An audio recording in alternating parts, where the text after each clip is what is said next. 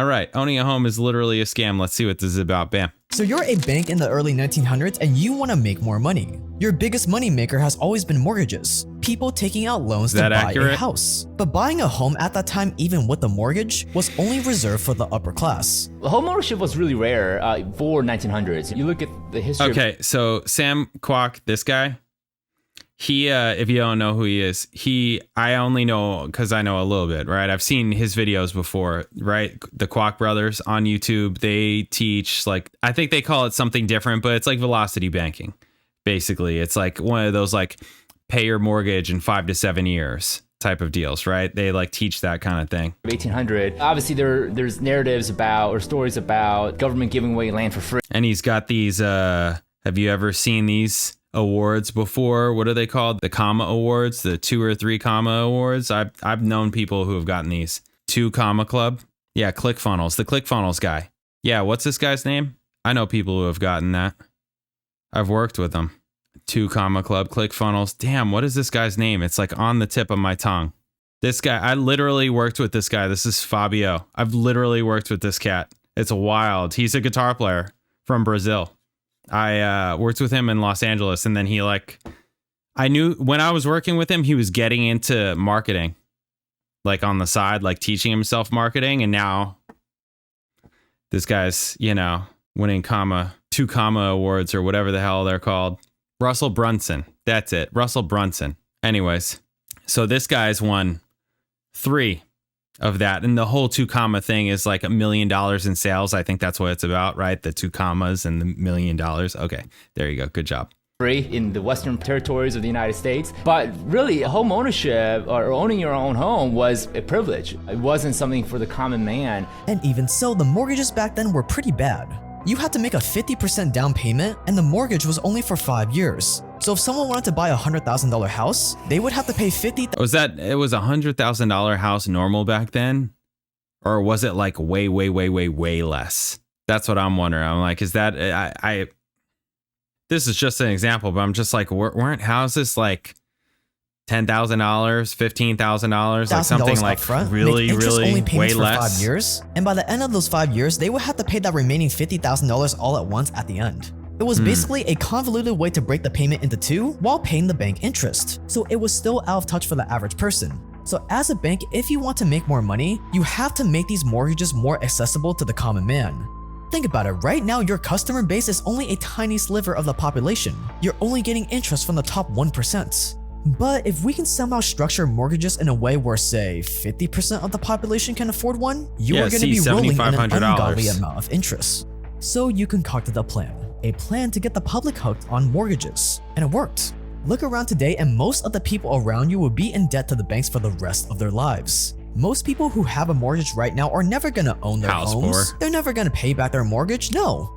They are going to die still in debt, and when they do die, they'll simply pass on their debt to their kids. And you want to know the best part? Is that every single person with a mortgage today isn't even mad about it. After all, being in debt, owning a home is the American dream.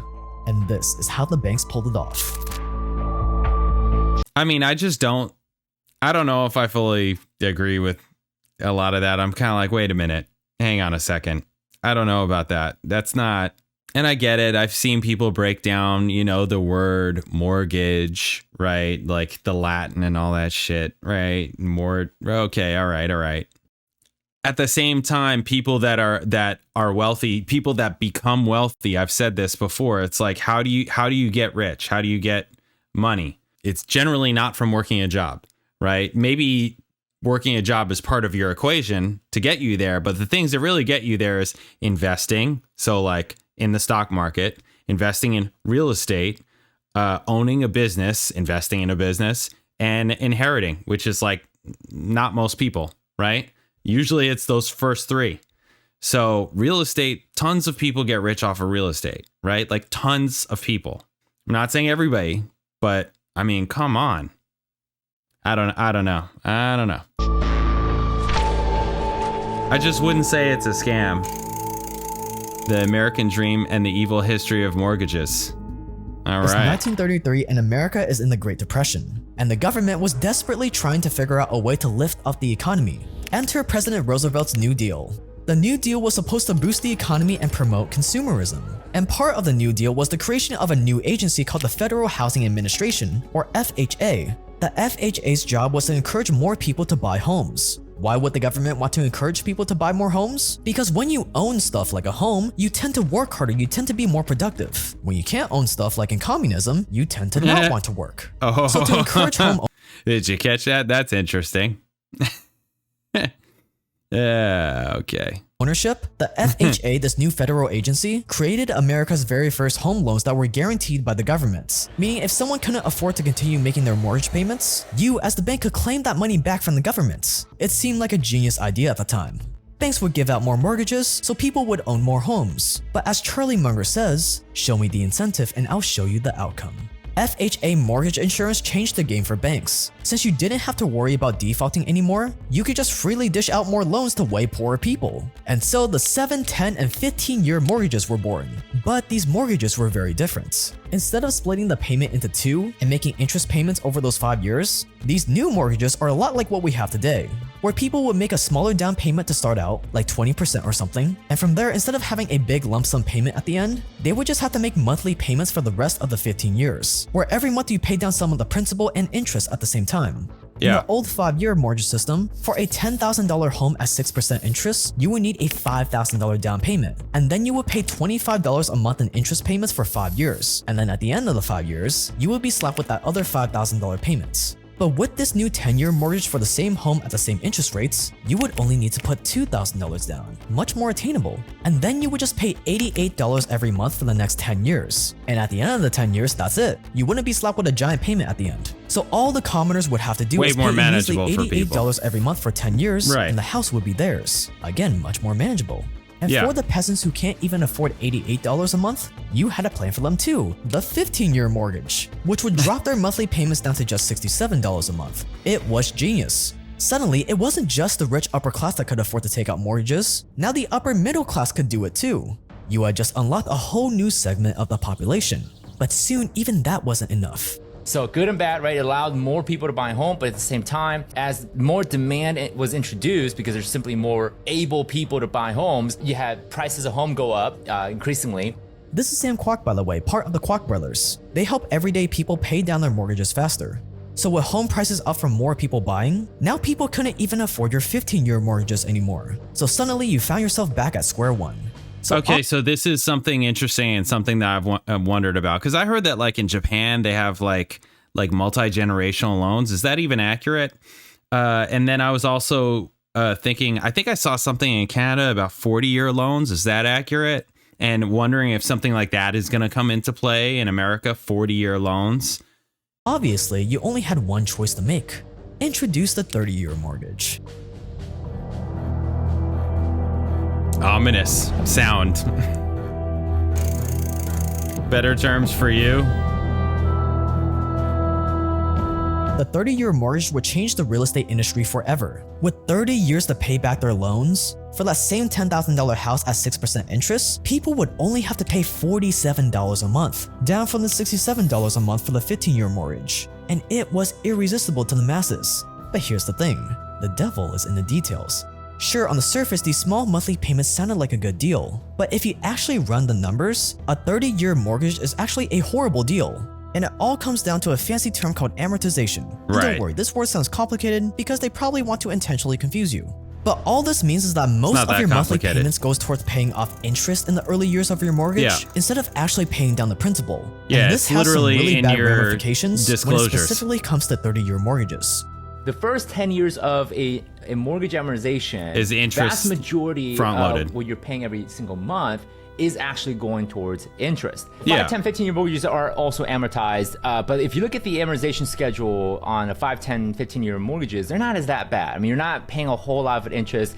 Even from the get-go on a 10-year mortgage, really the vast majority of what you pay on your monthly payment is going to be principal payment. There's very little interest. The problem with the 30-year mortgage is that now you've allowed time to basically cook the interest longer, right? It's compounding interest that's actually working against you as a homeowner. So with the 5, 10, 15 years, I mean, but in the disclosures, they show you exactly, they break it down for you exactly how much you'd have paid at the end of the 30 years. So if you buy a $200,000 house, oftentimes it's like, obviously it depends on the interest rate, but it's like you're paying $400,000 for the house at the end of 30 years, or you're paying $450 or you're paying $350, right? Depending on the rate. Yeah, you have to know that, and it's all in there. So like my first house I got in 2017, my interest rate was 7.375, right? In 2017, the reason for that is because I had a bank statement loan, right? Because I'm a musician and my taxes they don't look that favorable. They don't look like I make much money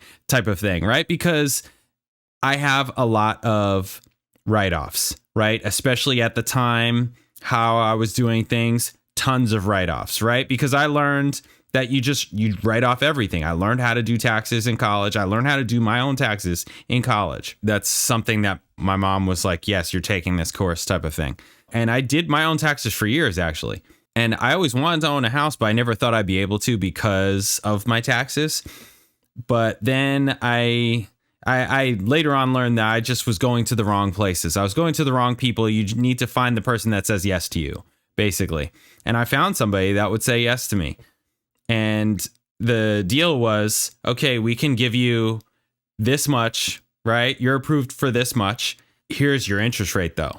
And I was like, okay, well, I'm not going to use the full amount because I'm not going to do that. I'm going to use 2/3 of the amount. And not only can I afford the payment, I can over afford it. I can pay double. So I paid double on my first house. And by the time we sold the house, we lived in it for 3 years. We didn't pay double on it the entire 3 years. I think it was like the first year we paid double, and then it was like slightly less than that. You know, like it changed. But we overpaid on the house the majority of the time, basically. And after 3 years, when we sold it, we had paid down 10 years of the house.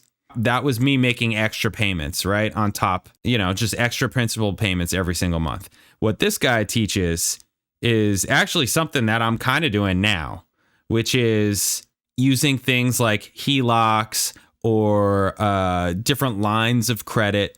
You can use your credit card. You know, there's different things to do it. It's a little bit interesting and weird, but again, I'm actually doing it right now, and it does work if you're not stupid. You know, that's the thing, is that like you can't get yourself into trouble. You're still trying to be conservative about it. But I mean, I got 0 interest on a line of credit for a year, and I took out how much money I thought I can pay back within a year. And I took that chunk and I threw it on the principal. Just by doing that, I paid off $66,000 worth of interest that I don't need to pay anymore. And I'm paying 0% interest on that money, and it's already practically paid off, and I'm in like month 5. So I'm like, it's actually like, if you can do it and you think about it and, you know, it works for you, right? You understand your numbers. It's actually incredible, right? Anyways, and that's how I beat the interest rate on my first loan, is I was just overpaying, and that made the real interest rate much lower than 7.375. It was lower than that because I was killing the loan. Amortization, the interest isn't that bad. You're not paying a whole lot, even though the rate might be 5 or 6%. And there's some people that think that that's stupid, right? That's another thing that I think is interesting. And everybody's different, right? Some people are like, well, you could have just taken that money and just thrown it into, you know, the stock market or whatever, right? I mean, even on one of these previous videos that I did, they're saying, you know, that where I said that I used my IRA, right? The first $10,000 of my IRA as my down payment. And they're like, you could have had that $10,000 in the IRA would have been $25,000 now. And it's like, yeah, well, I made like multiples more than that in the house, you know, like multiples more than that. The other thing about houses is that, you know, when you rent, which I've rented, right, for a long time, when you rent and then you move, you don't get money back. Every time I've moved from a house that I've owned, I've gotten money back. Not only that, I've made money. But even, let's say, if I didn't, you still get money back. You get no money back when you rent.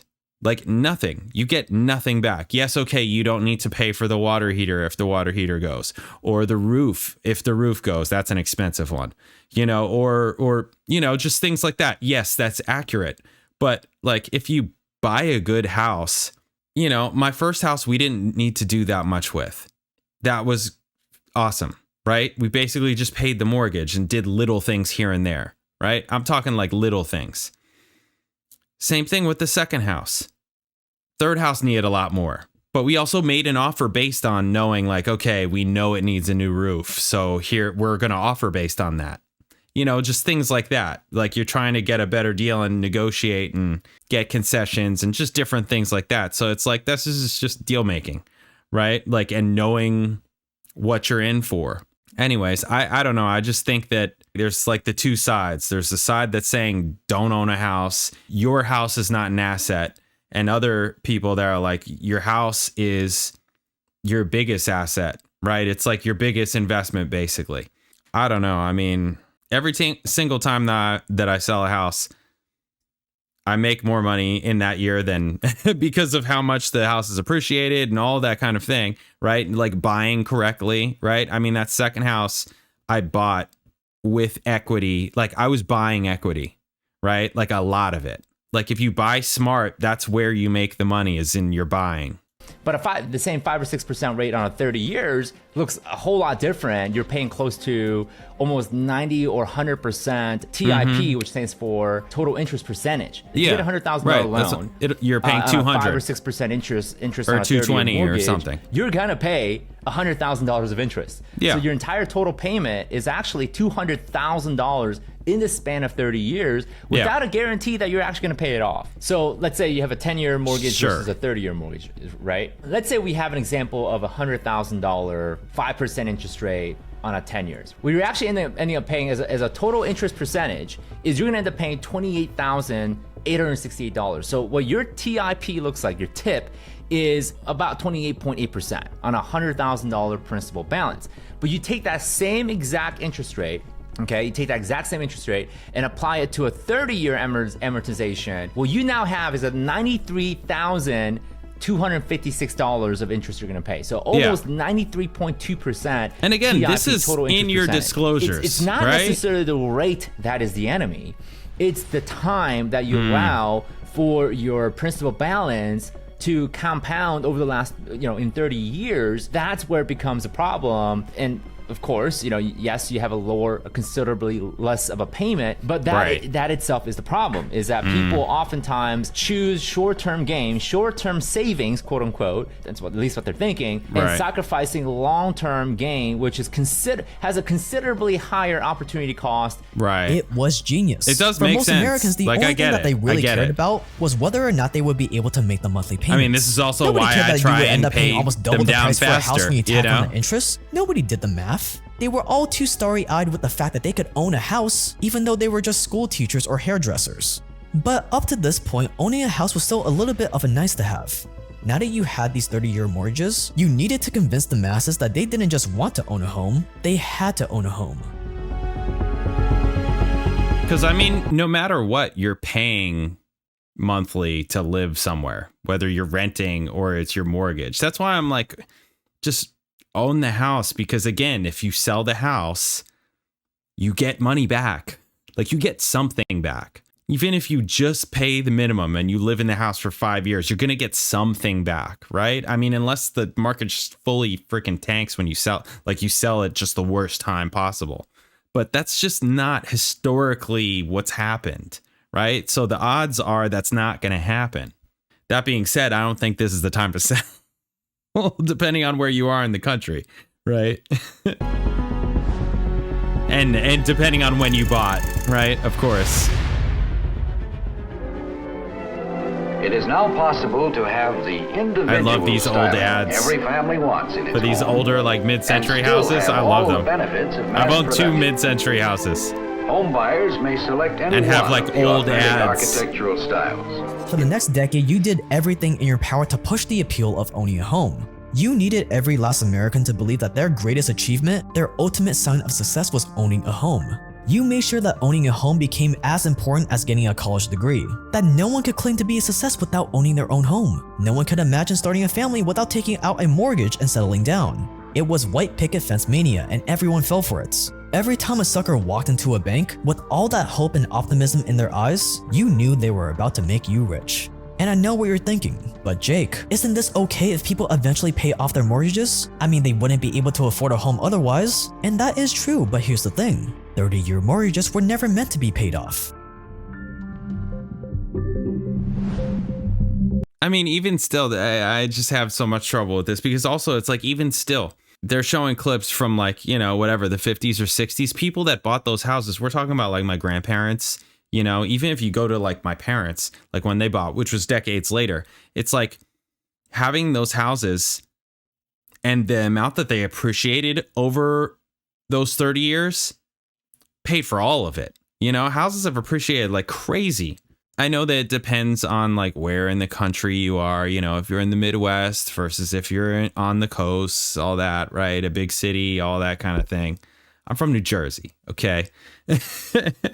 All right. And like houses in like New Jersey or in New York, right? Families from New York, right? And it's like, I don't know. I'm like, worked out for the people that I've seen. I just don't know anybody. I don't think I know anybody where buying the house was a bad idea, where it didn't work out. I don't think I know anybody. I'm not saying that they're not around or it's not possible. I'm not saying that at all. I can see how it could get jacked. I can. But just over time, I don't know. I just don't see it. I do get what they're saying about the whole mortgage thing and the money thing and the interest and all that and amortization, right? I get it. But I still think owning a home is better than renting. That's my opinion.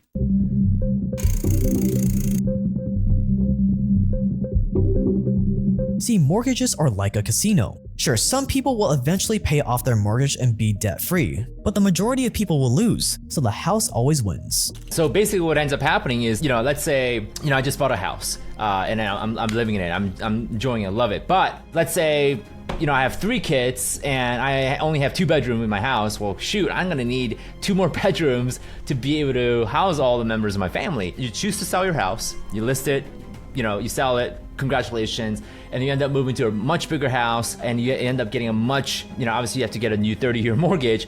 But what ended up happening there is that in the span of you living in that house from year 1 through year 7, if you look at your 30-year amortization chart, really you're what paying you've done mostly is interest. you've made pretty much hardly any contribution to actually paying down your principal balance of the mortgage to actually build equity. Now, obviously there's natural market appreciation that happens, right, 8% every year, but that doesn't always happen in a timely way, right? Sometimes right, market crash and market, you know, it's all cyclical. But if we look just in your mortgage, really the first 7 to 10 years of a 30-year mortgage, vast majority of your monthly payment is going towards interest. In fact, really, vast majority of the interest you will pay in a 30-year mortgage period is going to be paid. On the back most of that half is going to be paid up front in the 5 to 10 year mark.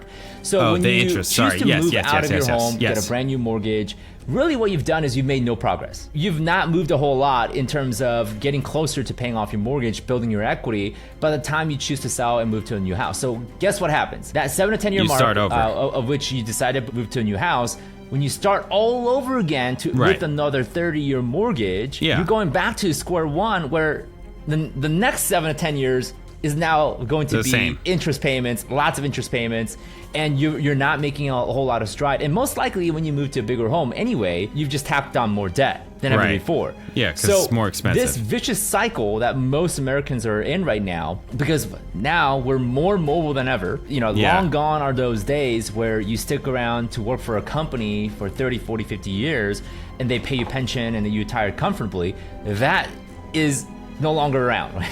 that is long gone, right? So now people are more mobile than ever. They move more frequently. They're switching jobs more frequently. The average person, the average adult will have 11 job changes in their career, which is a lot. And the odds of you having to move or relocate to another city or place is rather high these days because of how vast these companies are now. So with that being said, you can expect for most US adults to have 3, 4, even 5 mortgages for their personal residence. And each time they get a new mortgage, they're resetting that 30-year amortization clock. So by the time they get to their 60-year-old, 50-year-old range, they still have 30 years left to go. And so, yeah, you may have a 3%, 4% low, quote unquote, historical mortgage rates, but who cares if you have to repeat that front-loaded interest zone the first 7 to 10 years over again, literally 5 times throughout your entire lifetime. That is where the trap is, and this is why I encourage people to really pay attention to this, even though their interest rates might be 3, 4, 5%. Okay, so basically, this whole scheme system has evolved into something where the average American, they basically become like indentured servants to the banks, where like so much of their income for the rest of their entire life is strictly just going to paying off interest, and no one even really realizes it. And banks have, they pay. I don't think it's that they billions don't of billions realize of it. dollars I think it's just like, okay, it's either that system, or I right? pay off. I mean, they can, they my literally landlord's hire people who graduate bill. from MIT, Harvard, all these fancy right? schools that are people That's are the a other lot option. smarter than us.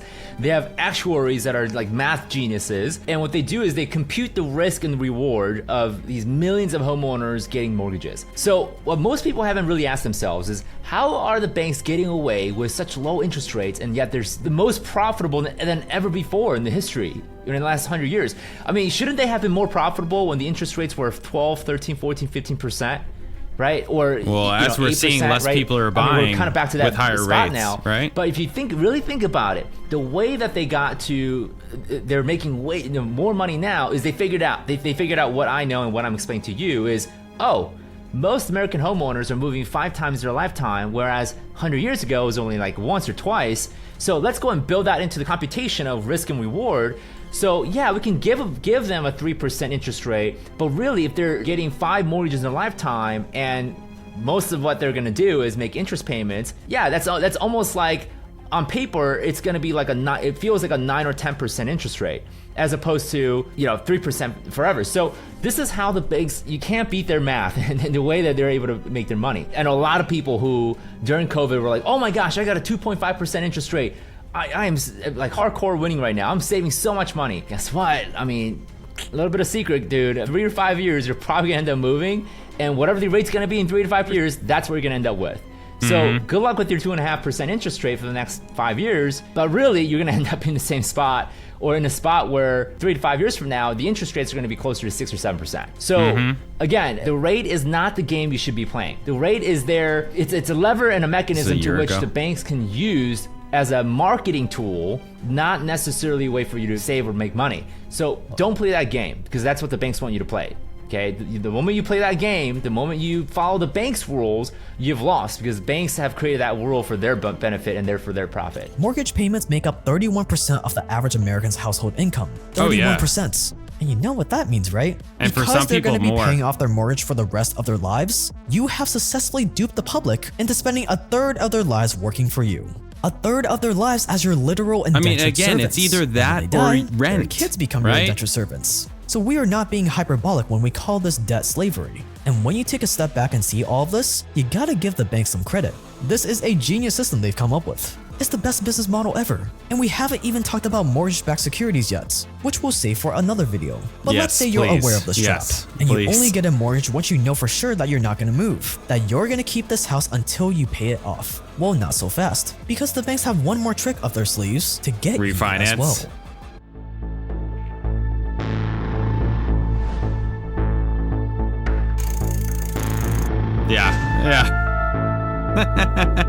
The next way you trick plebs into being your slaves forever is with the magic of refinancing. Let's say someone bought their home at a 7% interest rate, and a year later, interest rates went down to 5%. Right, They could just refinance. refinance their mortgage and get that 5% rates, which will magically lower their monthly payment by a few $100s a month. That other Neat, house right? is nice The banks are Tudor really house. looking out for me about offering this. Or so they thought. oh, we're at 6%, let's go to 5% so that we can get more people to go refinance. Because I'm gonna tell you right now, refinance business is more profitable costs money, than right? people buy. Like, I have not first time home buying refinanced. business. Think of it as like when you first get a customer, you've had to pay a lot of marketing costs, advertising costs to get that customer, right? So a lot of times when you first transact, when you first have an interaction with the customer, you either break even or you lose money. But the second time they come back to you, okay, now that's profit, right? Because you didn't have to spend money to acquire that customer again. So what banks do is, all right, because we're losing money anyways on these first time homeowner customers, we're gonna offer a ton of incentives. We're gonna get them to buy and get mortgages from us. Once we got them, 6 to 7 years later, let's go ahead and advertise a refinance rate. So if Bob Joe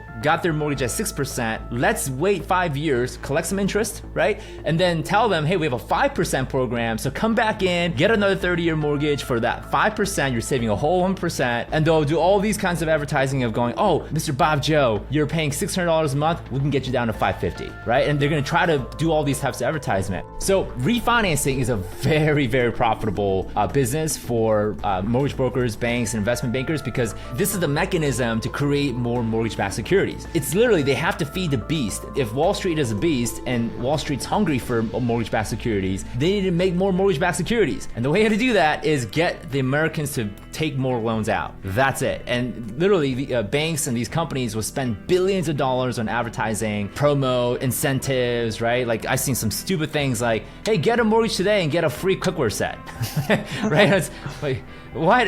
Right? Like, and Silly. there's people who fall for it. I'm like, oh Silly. my gosh, it's like a German steel cook set. I need it, right? And they get a refinance. It's freaking crazy. So you have to understand, it's the interest rate. Yeah, that's what the Wall Street makes, but the banks also make what's called an origination fee. Yes. Right? Also known as a loan doc fee or whatever. And these are also very, very profitable to these mortgage brokers, because if they can sell a 30-year conventional Fannie Mae, Freddie Mac backed crazy. FHA mortgages, if they can sell that, they could make 2 to 3% commissions, even as high as 4% commissions off of the loan balance. So if they sell you a $100,000 FHA loan, they get to go home with a $4,000 commission check. So guess what? Their incentive is, let's get as many people as possible to get these mortgages. But it doesn't end there.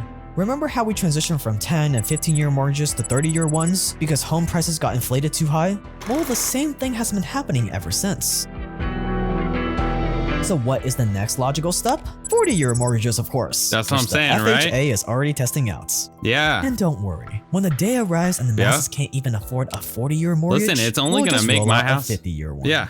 All right, so Only enough gonna of make my pretending to be a house bank. How more do you expensive. beat the banks? In other That's how words, I if you see don't it. own a home I'm right just now, like- should you? Should you rent? And if Go you for should it. buy, should you get a mortgage or not? And if you have a mortgage, what can you do to get out from under the scheme? Let's go over that next.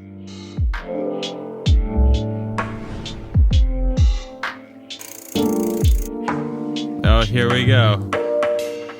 Velocity So banking. first one we'll cover, what you I think they recommend call it for a person just accelerated starting banking out, or they don't something like have that. A mortgage yet. So if someone's just starting out, like they're in their 20s, maybe they're starting to make some money, like what do you recommend? Do you get a mortgage? Do you just rent for the rest of your life? Yeah, so I mean, the most important thing to do is really understand how the system works, right? The moment you understand how the system works and how the game is played and what the rules are of the game, you can quickly figure out how to win, okay? Most Americans, unfortunately, and I'm not just talking about mortgages, I'm talking about money and how to make money and growing your wealth in general. Most people don't know how to play the game, or they're playing the game that's been set up for them, and they don't have they don't know what other ways to play it, right? Most people are like, oh, work 40 years, put some money in the 401k, stocks, bonds. Oh yeah, I'm gonna put some money in crypto or whatever, right? Unfortunately, that's the game plan for most American homeowners That's a very and new thing. people in general. Relatively. But yeah, they fail to understand that there's other alternatives, right? There are other investment vehicles through real estate, through insurance, through alternative investment opportunities. There's so many things you can do, starting your own business. There are ways to play the game of wealth differently, and oftentimes they're way more lucrative, and the growth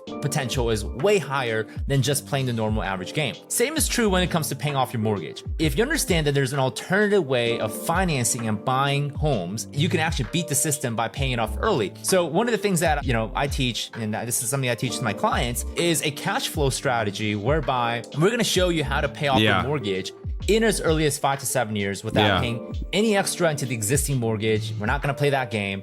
without refinancing to a lower rate, because we talked about how stupid and dumb that is. We're not gonna hurt our credit or modify or beg the bank for mercy. We're not gonna do any of that. It's all simply by careful allocation of where you store your money. That's it.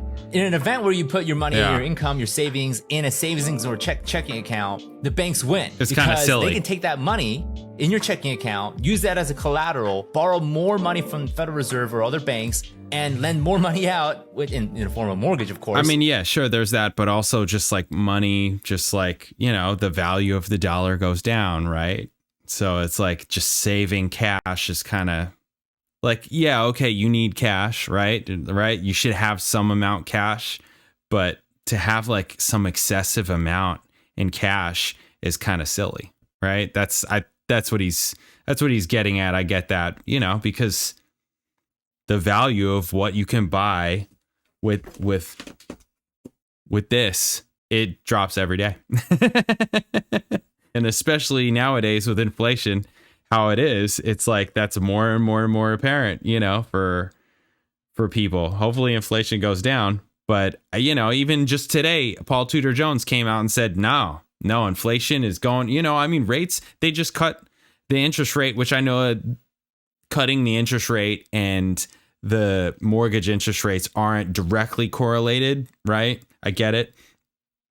But the interest rates were like down to 6.1, right? Mortgage interest rates were down to 6.1. Now today they're like practically almost back up to 7. It's like, yo.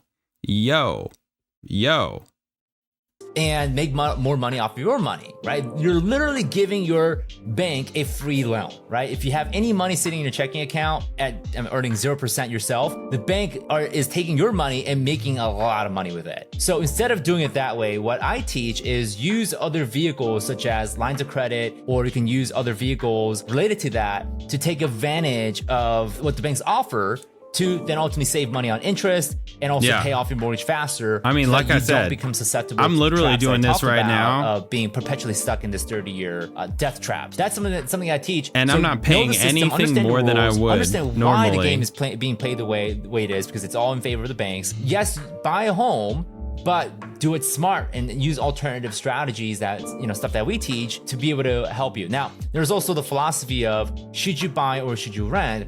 I believe if you are going to stick around your next home for at least 10 years, for a fact you're committed for the next 10 years and you're willing to make that commitment, then yes, buy.